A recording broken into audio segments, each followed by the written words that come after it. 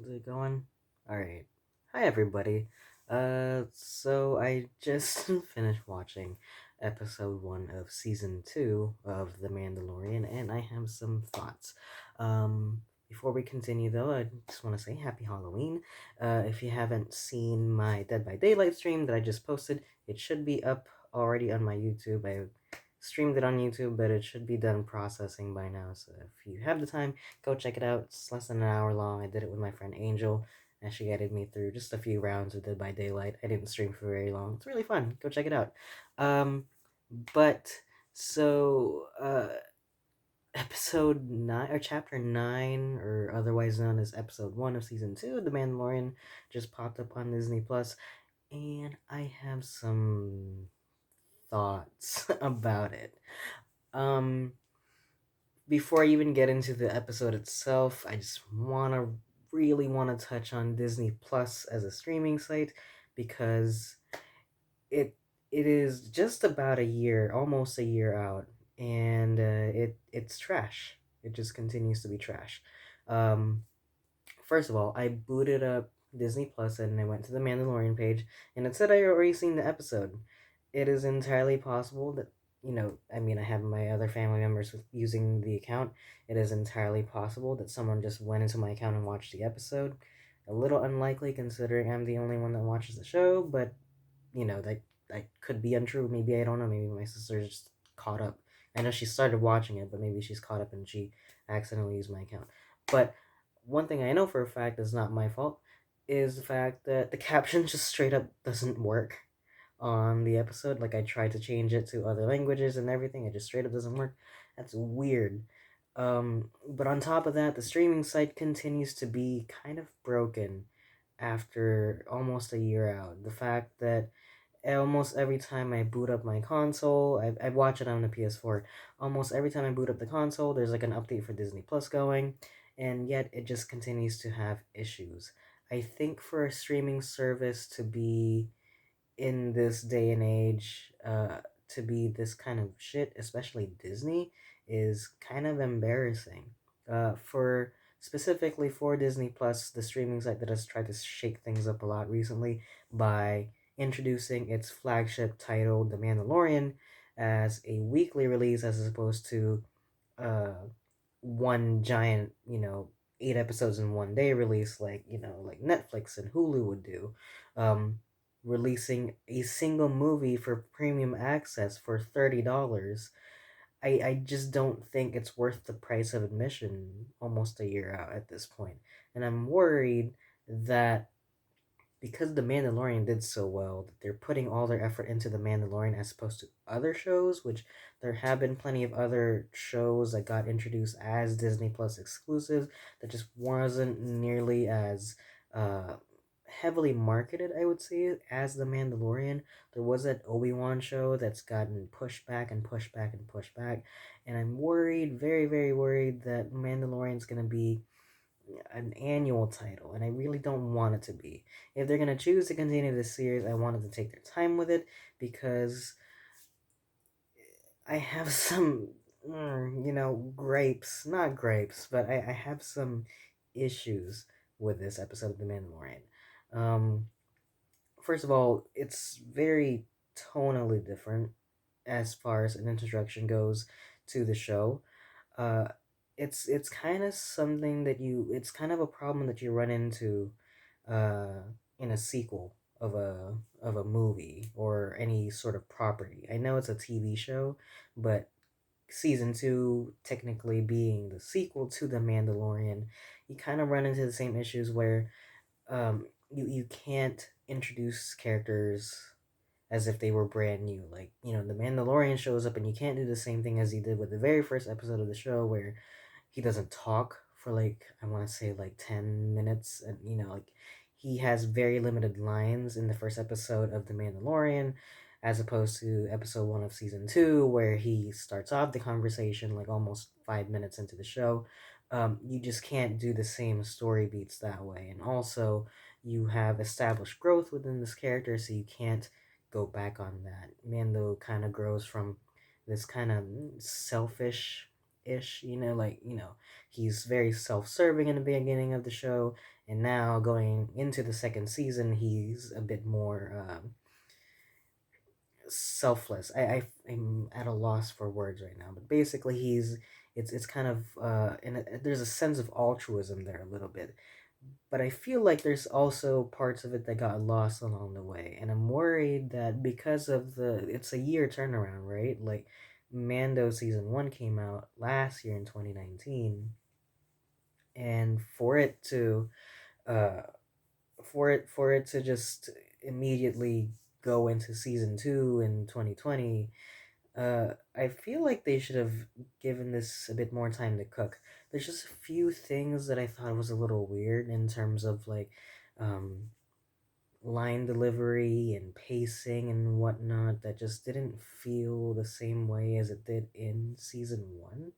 Um, I felt like some of the exposition was given less time. I mean, considering the fact that they already didn't have a lot of time to introduce concepts in the first season. Like, Mando goes to a different town, they introduce this town, and then he solves a problem in the town, and then he leaves. Returning to a location that we have already been to, you would think they would be able to talk about it more slowly, or at least give it a bit more character in a way, but it felt the same way. It just felt rushed in the same way as introducing a new planet, new town, and whatever. um, so there was some pacing issues there. Some of the line delivery was a little bit weird. I, for the life of me, cannot remember. I just saw the episode. For the life of me, just cannot remember that woman's character, her name. But there's some weirdness in the way that she speaks, that she kind of, there's a bit of eloquence in the line delivery, or at the very least in the scripting, that just doesn't seem very natural for a human being to talk. You know what I mean? Like, she uses words and phrases that just doesn't seem like a person would say it. But I'll chalk that up as they're weird space people. Maybe this is the way we can interpret their language, you know. And speaking of interpreting language, um, having the Tuscan Raiders be a central character, or like, central characters rather, in this episode was a bit interesting, considering the fact we see them very, for a very short amount of time in the first Star Wars movie, uh, to put them in a role where they're not necessarily the villains of the show, or the episode rather, and painting them in a new light is a very interesting take on it. I wasn't expecting the Mandalorian to just speak Tuscan. Um, it's just strange. It's a weird character quirk. um, I feel like I'm learning a little bit too much about the Mandalorian this time around, as opposed to the first season, where he's kind of reserved in the first season, and this time, I feel like the fame of the show is starting to show its cracks a bit, because I count way too many shots towards Baby Yoda in this single episode than I do in the whole first season. Granted, they did do it a bit in season 1, but like every single time the camera would cut away to Baby Yoda in season 2, he'd be doing something cute. You know, the cooing sounds. It felt like a lot. Like, it felt like enough for me to notice it. Because, like, you know, whereas in season 1, they knew they were making this cute little puppet character, and so they wanted to show off the puppet character. But considering how much this puppet character blew up in popularity, I felt like there was a drive to be like, okay, now cut to a shot of Baby Yoda reacting to, oh, okay, now something happened. Okay, cut to him doing something with his ears. Oh, look at it, make him hide, make him coo in every single shot. It just felt a little bit forced in a sense, I guess. So I thought that was a little, I don't know, a little bit iffy. But I guess I've talked enough about the episode, I guess, that I kind of just want to run through it chronologically as the episode goes. Kind of my issues with some of it. So I guess number one, I guess I just want to reiterate, Mando talks quite a bit. And not that I have an issue with that, but I feel like if you're going to reintroduce people into this show, considering that it's been a year, um, it would service them to, harken back to the mystique of the Mandalorian. It's in service to the this episode seems to be in service to if you were just straight up just watching it, you finish season one and then you just now just keep watching the show.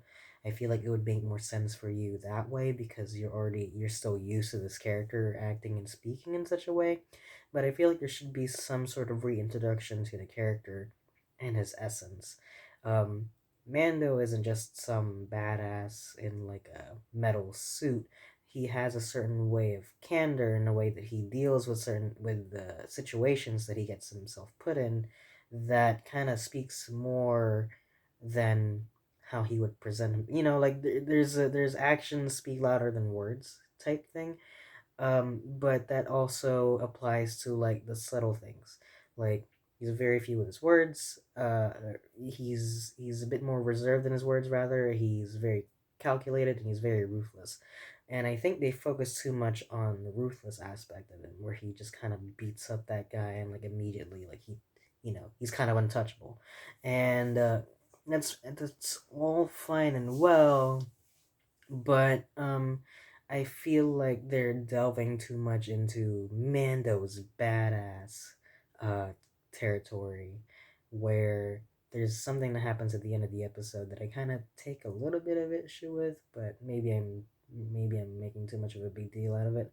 But anyway, right after that introductory scene where Mando has spoken 8700 lines of dialogue, um we start getting into the main conflict of the episode, where Mando is looking for uh, another Mandalorian that was spotted in Tatooine, and we find out that it's some guy that stole Boba Fett's armor. There was some rumors about Boba Fett showing up in the show, and I kind of like the fact that there was a bunch of rumors about that, and then they just kind of said, yeah, no, I mean his armor's there, but it's not Boba Fett, which leads to a lot of implications as to what happened to him. But even before that, I just want to reiterate there was some weirdness with the line delivery with the uh lady that Mando was talking to. I don't know why I took such issue with it, but just like she was talking a mile a minute, and I realized that as someone who has just been talking for like almost 13 minutes straight with barely a pause in his sentences. But I don't know. It just seemed like she was speaking a lot and not saying anything. And also, when I say that actions speak louder than words, her verbalizing, he doesn't like droids. And then he goes, it's fine. He goes, well, maybe he likes them now. Like, it seems a little bit too on the nose. It's so on the nose. It's kind of rubbing my forehead. Like, I get it. There was like some character development. He likes droids now. That's fine. But they kind of just brush it off to the side, and then we get into the actual main stage of the episode, which is this new town in Tatooine, which, again, you go back to Tatooine, you're harkening back to, like nostalgia in a sense, because it's like, oh look, we're back in Star Wars, to the point where there was a character straight up dressed up like Princess Leia running around in the town. That threw me the fuck off. That's weird because everyone else is dressed up like like kind of like how I don't even want to say how the characters dressed up in the original Star Wars trilogy. They kind of dress up as they do in the Mandalorian, like Western gear. Kind of like how the Rogue One people dress up, actually. Like, like scarves, but like also bootstraps and leather pouches and all that shit. So, they dress up weird. And then you get the one character that is dressed up in straight up like the white dress that Princess Leia wears in the first Star Wars movie. That just seemed a little random to me. But anyway, um Boba Fett shows up, the Marshal shows up. I do enjoy the fact that he kind of looks like tiny in that armor, almost as if it's not his. So I kind of enjoy that. And actually, if you look at the concept art that plays during the credit sequence, they straight up just drew Boba Fett in those scenes, like with the pouches in there, like straight up Boba Fett's armor with like the little cape and everything. So maybe it was originally intended for him to be either wearing more of Boba Fett's armor, or maybe it was supposed to be Boba Fett, because I think I'm pretty sure it's established that Boba Fett and Jango Fett are not real Mandalorians. Like they took that armor as well. So um, for that armor to just keep getting passed around is somewhat interesting to me. But it does beg the question as to what happened to Boba Fett, because they mention uh, a dead Sarlacc later on in the episode. Um, but there's that too. The main conflict of the episode is just them basically working together with the Tusken Raiders and the villagers who have a problem with them working together to beat this giant monster. It didn't feel like there was a lesson. It just kind of, it didn't. The lesson would usually hit at the very end of the episode, but it just felt like halfway through the episode, Mandalorian just says, "You guys need to work together, or else we'll all die," and that's the lesson. Maybe sometimes the enemy of your enemy is your friend. Maybe, and that's it. There's no more furthering that concept. They don't. There's not even a sequence where the villagers like shake hands with the Tusken Raiders. Not that I don't know if I would want that, but something, like just it felt like the conflict that they were trying to resolve was not the one they focused on, because I know they were talking about resolving the conflict of the giant snake monster that was, causing chaos throughout the town. But I felt like the episode should have focused a bit more on the relationship between the villagers and the Tusken Raiders. I feel like them working together to defeat this common enemy, setting aside their differences. Maybe I wanted to see some resolution in that. But the episode just ends with like Mando blowing up those giant snake monster and then riding off into the sunset. It just felt a little bit meritless. And more to that, how he defeats the giant snake monster felt a little bit callous in a way, that I don't really remember. I'm gonna go watch the first season again in between now and the next episode, and I'm gonna see. I mean, I'm gonna confirm this, but it doesn't ever feel like the Mandalorian was like needlessly cruel for no reason. It's always his actions has always been somewhat reflexive and responsive to his current situation. Like he's never been the type to uh, like cause destruction for no reason, you know. But exploding the bantha inside of the snake monster just felt a little bit weirdly out of character for me, and I don't know if anyone else feels that way. It just felt a little to discordant. I don't know if I'm pronouncing that word correctly, but it felt a little weird and like dissonant to what this character's supposed to be. And I don't know, there's just something that felt odd about that, because earlier when the Tusken Raiders were like sacrificing the bantha to the snake god monster thing, a threat, I guess snake threat would be the, offering a bantha to the snake threat. Um, that felt a little callous to me, but you could kind of justify it because it's like, they were left with no choice. But for the solution to also just be feeding it the same bantha, it would be funny if it was the same bantha that didn't get eaten the first time, and this time they just strapped a bunch of explosives to it. Um, that just felt a little weirdly uncharacteristic of the Mandalorian. And I'm worried. I'm cautiously optimistic as to what happens next after this, because at the end of the episode, it didn't feel like anything truly got resolved. And also, the whole impetus of the Mandalorian helping this village out was that you stole that armor, I'm gonna take it back because it's my religion. Um, it felt a bit too forced. I was kind of expecting Mando to be at the end, just just give it back and be like, hey, you did a good job uniting these two. You did a good job uniting your village with the Tuscan Raiders.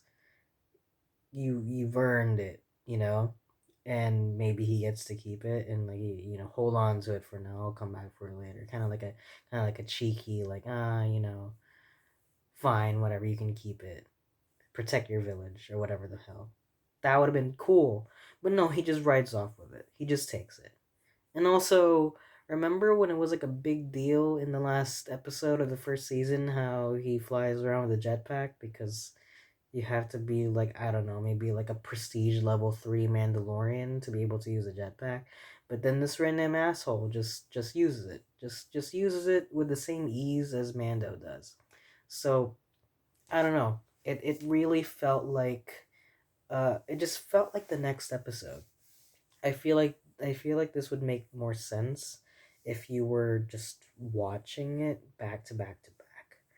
And I'm hoping at the very least that there's a plan because right now this episode feels very standalone. It doesn't hit the same notes as uh the first one, you know.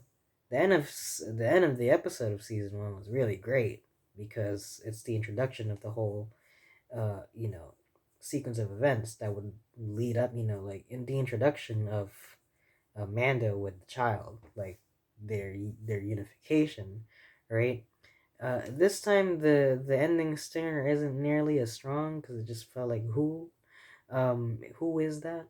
So we'll see, I guess. But right now, I'm a little worried to say the least. I have no idea what else to say about that. I just had so many issues with the pacing, the line delivery, um, just the undermining of certain elements from this first season, just for cheap. Not cheap, but I guess I'm gonna call it cheap. Just cheap payoffs for season 2 because some things that I would expect to be taken a bit more, like treated with more gravity, it's now just being used like willy nilly. Like the jetpack. Like I get it, he's gonna use it because he has it on, but it was kind of a big deal for him to start flying in the end of season 1, and now he just knows how to use it.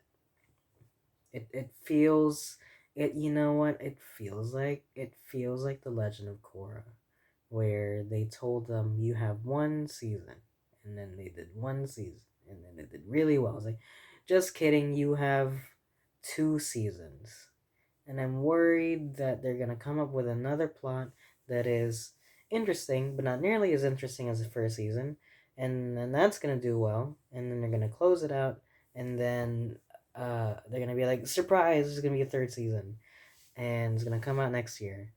At the very least, I hope that if this season does well, and I'm really hoping it does, um, that season 3 won't come out until 2022. Because if it comes out in 2021, then I am very, very seriously worried about the show because um, you need time for some things to be good. You want it, you want it to have enough time to pass through story checks. You want it enough time for it to pass through um, acting and line delivery.